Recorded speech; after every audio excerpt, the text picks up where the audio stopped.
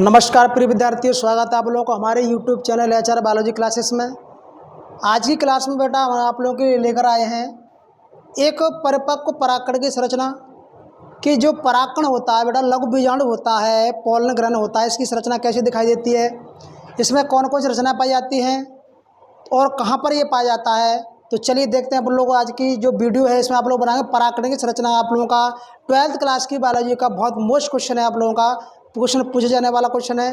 ठीक है, तो चलिए आप लोग वीडियो शुरू करते हैं और बनाते हैं आप लोग एक पोलन ग्रहण परागकण की संरचना। चलिए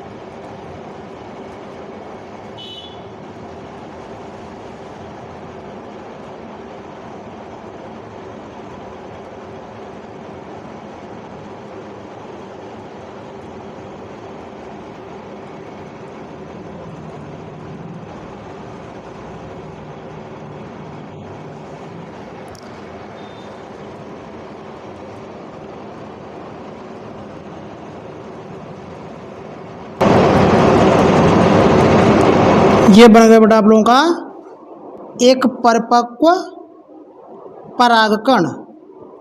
क्या बन गया बेटा? ये आपके परिपक्व परागकण की संरचना है।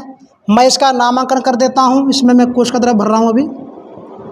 ऐसा आपका परागकण दिखाई देता है। और परागकण पाया कहाँ जाता है? परागकण कहाँ पाए जाते हैं? तो पराग कोश के अंदर। ध्यान रखना, परागकण कहाँ पाए जाते हैं? पराग कोश के अंदर आप लोगों के परागकण पाए जाते हैं। मैं इसका नामांकन कर दूं, आप लोग देखें। तो ये मैं यहाँ लिख देता हूँ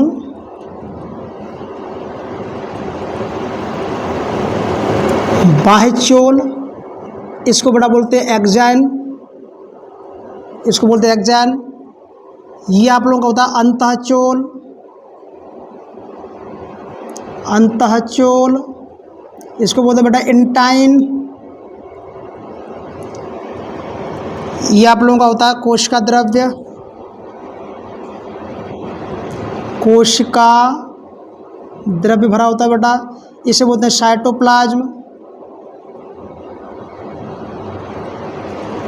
ठीक है, ये आप लोगों का होता है बेटा केंद्रक, ये आप लोगों का होता है केंद्रक।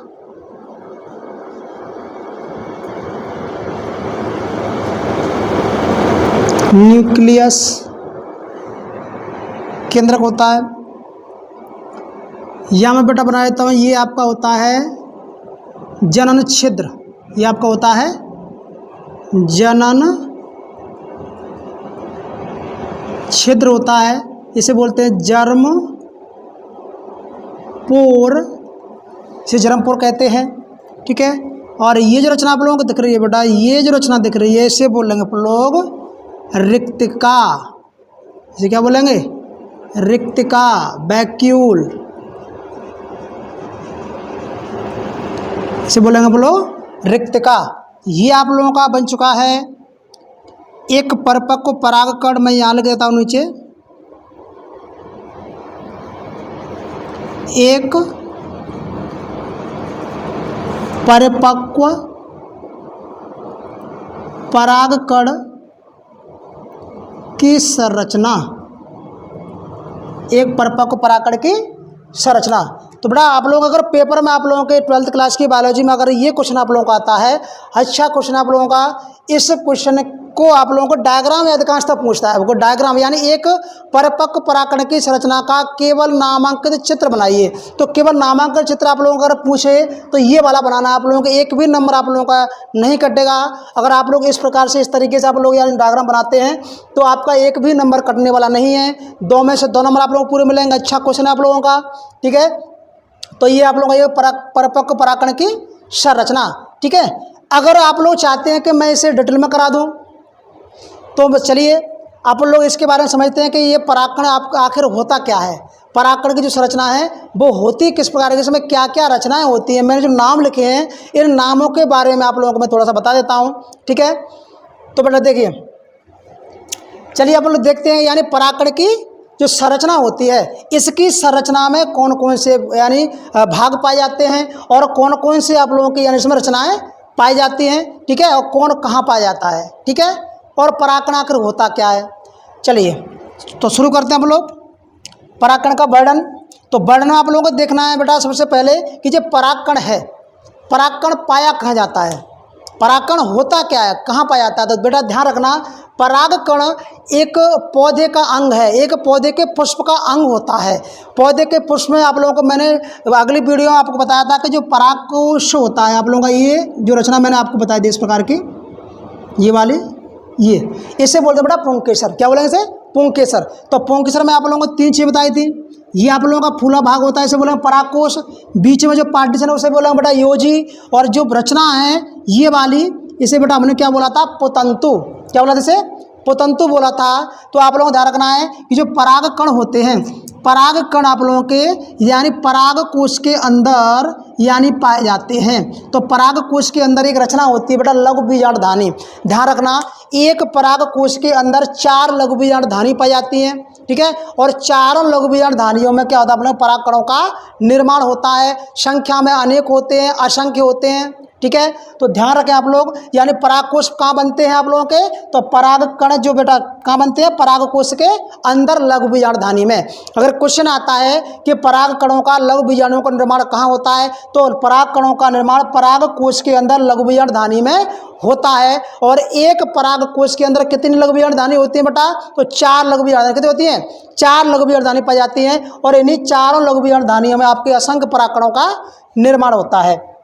ठीक है, तो ध्यान रखना परागकण होता कैसा है, अब देख लीजिए। तो परागकण कैसा होता है बोलो का, परागकण अति सूक्ष्म, बेटा ध्यान रखना मैं यहाँ ही करा रहा हूँ इसी में, परागकण अति सूक्ष्म। कैसा होता है, परागकण अति सूक्ष्म यानी बहुत छोटा होता है। और कैसा होता है बोलो का, अति सूक्ष्म और गोलाकार। कैसा होता है, गोल। परागकण बहुत छोटा, गोलाकार। और कैसा होगा, एक कोशिकीय। बेटा क्या होगा, एक कोशिकीय। ये जो रचना आप लोगों को केवल एक ही कोश का है, जैसे ये एक कोश का। तो परागकण आप लोगों का बहुत छोटा है, गोल रचना है, और इसकी पूरी रचना में केवल एक ही कोश का है।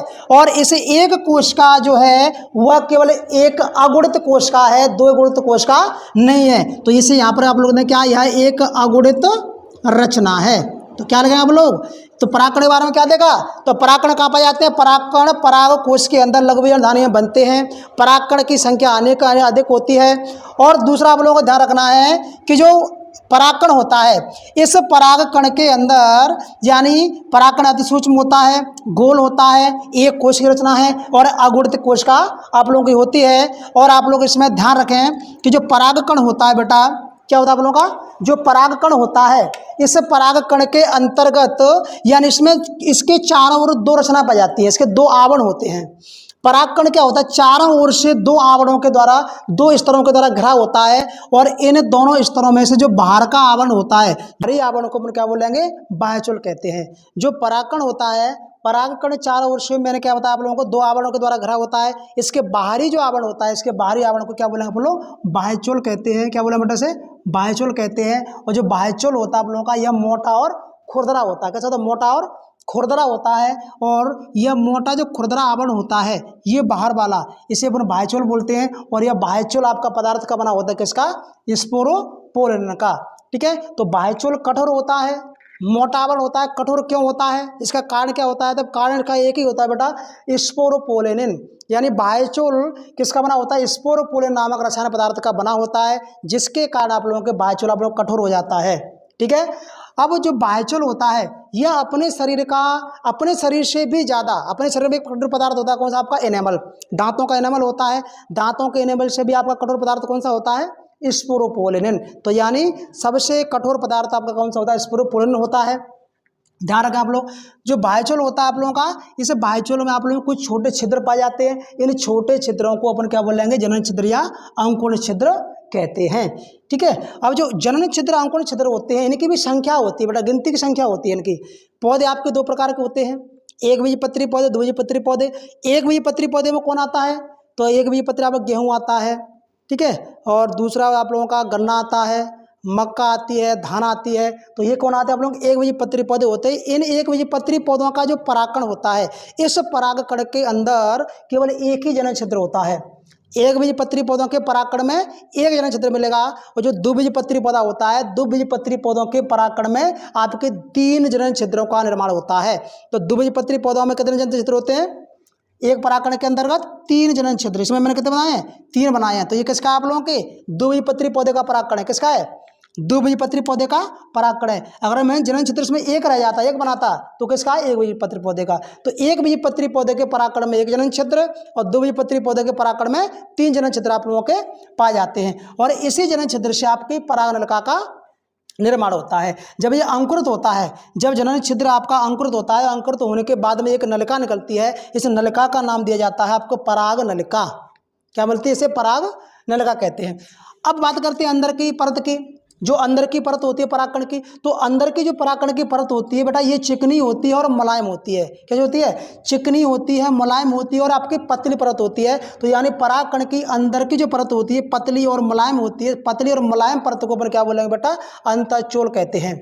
बाहर की परत को बाह्यचोल बोल दिया और अंदर की परत को क्या बोल दिया, अंतःचोल कहा जाता है। जो अंतःचोल होता है ये आप लोगों का सेल्यूलोज और पैक्टिन जो पदार्थ होते हैं इनका बना होता है। तो पूछेगा क्वेश्चन आप लोगों से कि यानी बाह्यचोल किस पदार्थ का बना होता है, परागकण का बाह्यचोल किस पदार्थ का बना होता है, तो किसका बना होता है, स्पोरोपोलेरिन का।